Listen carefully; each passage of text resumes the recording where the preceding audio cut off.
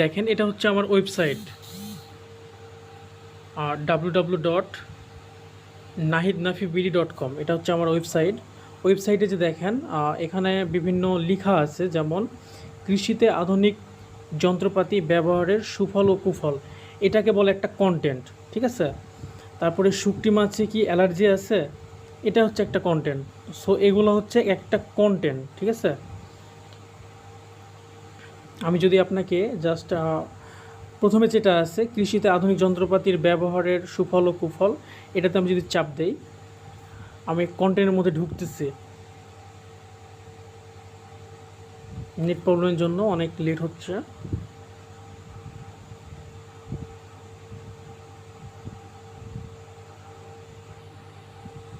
ওকে দেখেন এখানে অলমোস্ট ঢুকছে। দেখেন এখানে